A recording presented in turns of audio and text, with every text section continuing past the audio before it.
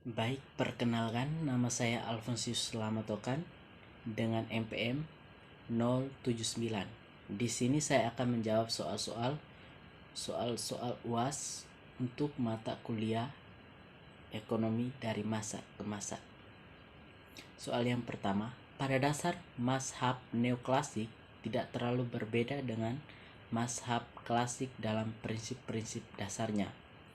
Namun demikian, dalam kenyataan kedua mazhab ini dianggap berbeda. Jelaskan menyangkut hal apa perbedaan kedua mazhab ini?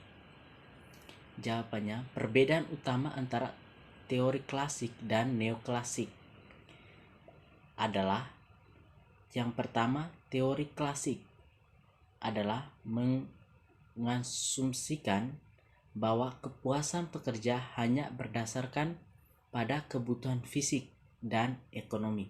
Sedangkan teori neoklasik adalah mempertimbangkan tidak hanya kebutuhan fisik dan ekonomi, tapi juga kepuasan pekerja dan kebutuhan sosial lainnya. Soal yang kedua, susunlah kembali dalam bentuk cerita singkat dengan menggunakan bahasa Anda sendiri tentang latar belakang munculnya aliran neoklasik serta berikan penjelasan kenapa dinamakan aliran neoklasik. Latar belakang teori neoklasik. Teori neoklasik sebenarnya bukan merupakan teori yang muncul seperti teori klasik. Teori klasik muncul dan menyusulkan perubahan-perubahan pada teori klasik sejak diperkenalkannya ilmu pengetahuan tentang pelaku manusia. Pendekatan neoklasik mencangkup uraian sistem organisasi informal dan pengaruhnya pada organisasi formal. Kenapa dinamakan aliran neoklasik? Disebut sebagai neoklasik atau teori klasik baru karena pemikiran-pemikiran kaum neoklasik ini juga sekaligus merupakan pembaruan dan pembelaan terhadap pemikiran kaum klasik dalam menanggapi kritik kaum Marx. Yang ketiga, buktikan dengan contoh konkret kondisi saat ini tentang perbedaan antara pertumbuhan dengan pembangunan ekonomi. Perbedaan antara keduanya adalah pertumbuhan ekonomi keberhasilannya lebih bersifat kuantitatif,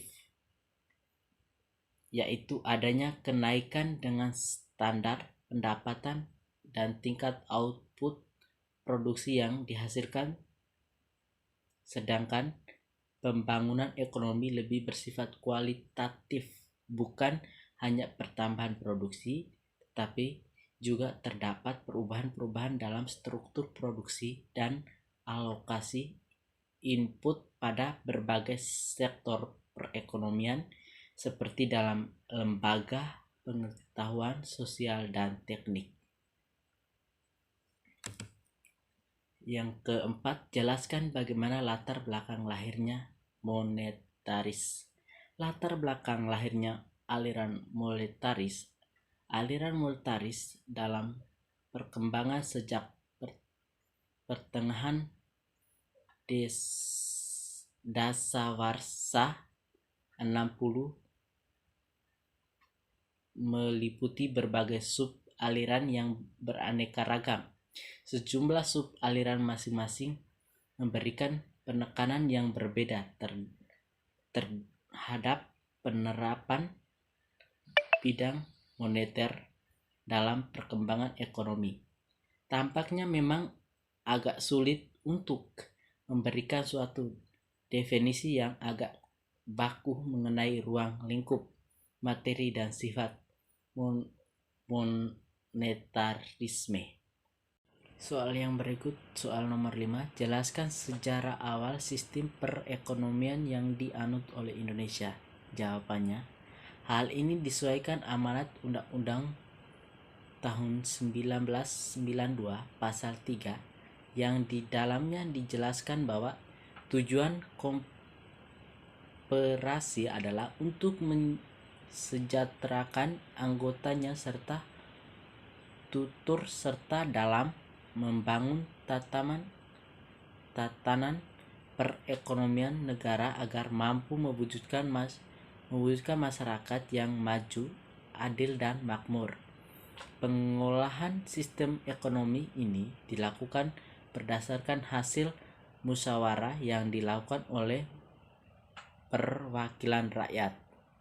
Sistem ekonomi Pancasila. Sistem ekonomi ini adalah bentuk perkembangan dari sistem ekonomi campuran ke koperasi, salah satu wujud dari diterapkan sistem ekonomi Pancasila yang berlandaskan pada pilar ekonomi kerakyatan yang berdasarkan keuangan.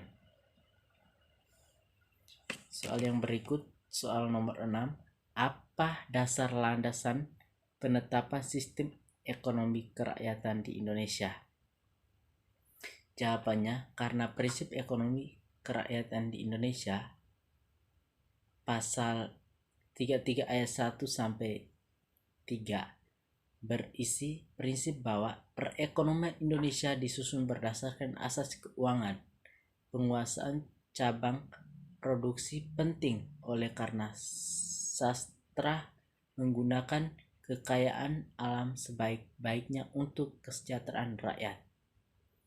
Itu saja jawaban pertanyaan dari soal UAS untuk mata kuliah ekonomi dari masa ke masa.